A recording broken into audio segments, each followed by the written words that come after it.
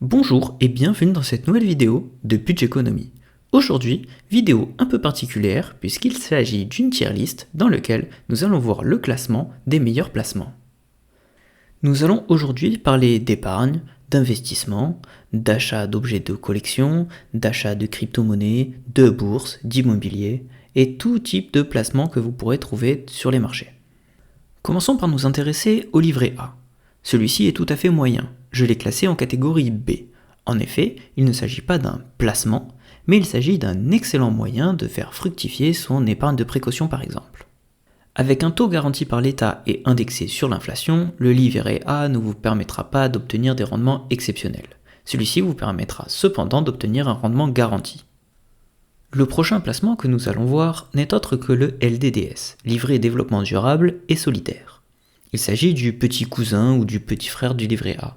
En effet, son rendement est indexé sur celui du livret A. Je l'ai donc noté de la même façon que ce dernier. Le dernier livret, le livret d'épargne populaire, a quant à lui un meilleur rendement que le livret A. Il sert à battre l'inflation. Je l'ai donc noté d'une catégorie supérieure, c'est-à-dire avec la lettre A.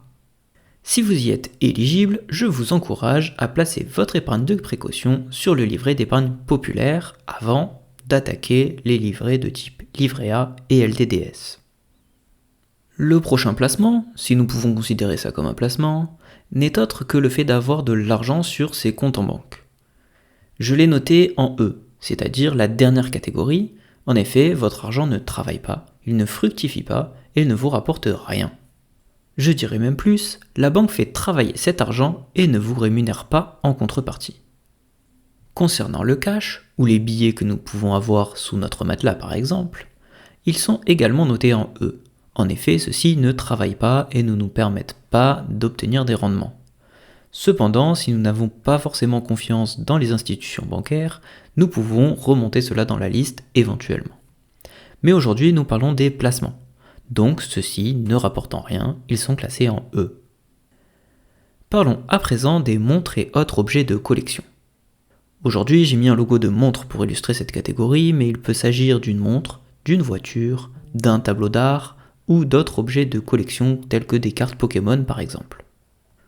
Pour revenir sur cette catégorie, celle-ci peut vous permettre d'obtenir des rendements très intéressants. Cependant, elle est risquée. Il faut bien connaître la catégorie d'actifs dans laquelle vous investissez afin de ne pas tout perdre votre argent. Je l'ai donc noté en catégorie C car j'estime que le gain potentiel est trop faible par rapport au risque encouru.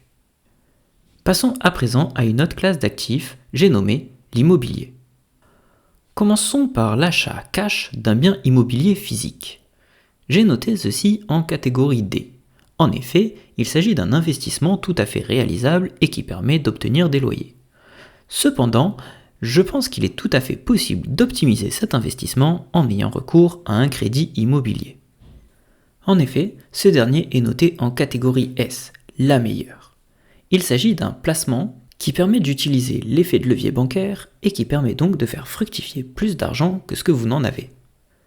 Bien utilisé, l'effet de levier bancaire vous permettra de vous enrichir par le fait d'obtenir des loyers qui vous permettront de rembourser le bien immobilier. Attention cependant, si l'effet de levier bancaire est mal utilisé, celui-ci peut se retourner contre vous. Concernant le PEL, plan d'épargne logement, il s'agit d'une enveloppe permettant de faire fructifier de l'argent, mais je ne trouve pas celle-ci très intéressante. En effet, le taux de rendement est souvent inférieur à celui du livret A et en plus cette enveloppe est fiscalisée. Je l'ai donc noté en catégorie C. Le taux d'intérêt du compte épargne logement est encore inférieur à celui du PEL. Je l'ai donc noté en catégorie D. Concernant les SCPI, j'ai classé celle-ci en catégorie B. En effet, en fonction des SCPI choisis, le rendement est plus ou moins intéressant. Mais intéressons-nous au produit. Il s'agit d'un produit qui vous permet de vous exposer au secteur de l'immobilier sans en détenir physiquement. Il s'agit d'un produit qui est aussi facile à gérer que l'achat d'actions. Pas de locataire, pas de travaux, pas de loyers impayés, uniquement un produit papier. Cependant, cette facilité d'utilisation et toute la gestion se ressent dans les taux de rémunération qui sont plus faibles que dans l'immobilier physique. Intéressons-nous à présent au crowdfunding.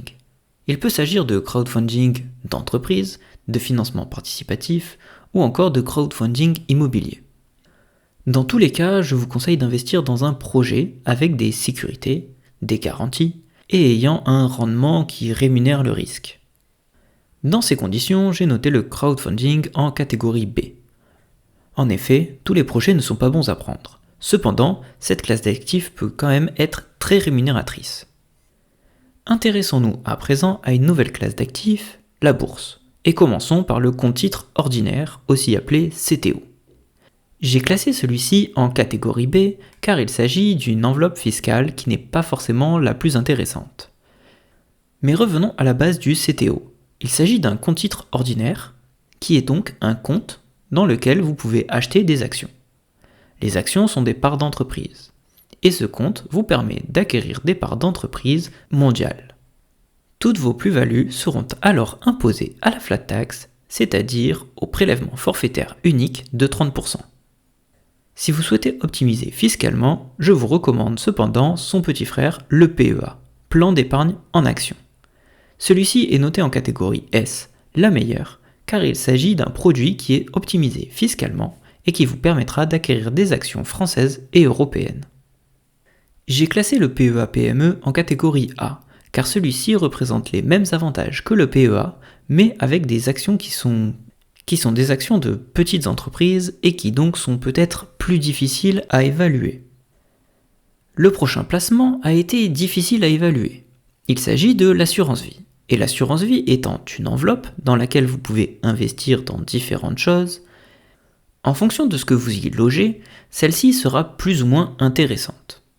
En effet, l'assurance vie vous permet d'acquérir des actions, des fonds, mais également des fonds en euros qui sont pour eux moins intéressants en termes de rendement. Attention cependant, un rendement est forcément égal à un risque. Les fonds en euros ne sont pas réellement très performants, mais ceux-ci sont garantis par l'État, alors que les actions qui sont plus performantes ne présentent aucune garantie de perte en capital. J'ai cependant noté l'assurance vie en catégorie A car celle-ci peut être intéressante au niveau du rendement, mais également car elle permet d'obtenir un avantage fiscal au niveau de la succession. Si vous souhaitez en savoir plus, je vous laisse regarder ma vidéo sur le sujet. Enfin, terminons par la crypto-monnaie. J'ai noté la crypto-monnaie en catégorie C, tels que les objets de collection. Pour moi, cela se rapproche un peu à de l'or ou des objets de collection. C'est-à-dire qu'il s'agit d'un actif qui ne produit pas réellement de valeur, mais qui peut augmenter en valeur en fonction de la spéculation. Je ne suis pas du tout spécialiste en crypto-monnaie, mais pour moi la valeur des cryptos sont définies par le fait qu'il y en ait un certain nombre et qu'il n'y en aura pas d'autres. À mon sens, les crypto-monnaies sont donc classées en catégorie C. Elles sont très volatiles et peuvent permettre un très gros coefficient multiplicateur, mais elles peuvent également se retourner à la baisse et sont donc risquées pour un grand nombre d'investisseurs. Vous l'aurez compris, cette vidéo n'est en rien un conseil en investissement. Mais à mon sens, les deux investissements les plus cohérents sont l'ouverture d'un PEA, d'une assurance vie, et le fait d'investir en immobilier à crédit. Vous pouvez par exemple commencer par investir en achetant votre résidence principale, puis en investissant dans l'immobilier locatif. Cette vidéo touche à présent à sa fin. Si celle-ci vous a plu, je vous invite à me mettre un pouce en l'air et à vous abonner à cette chaîne YouTube. Je vous invite également à me dire en commentaire si vous avez déjà ouvert votre PEA et votre assurance vie. Enfin, il ne me reste plus qu'à vous souhaiter une excellente fin de semaine et vous dire à samedi prochain pour le début des bilans de l'année 2025.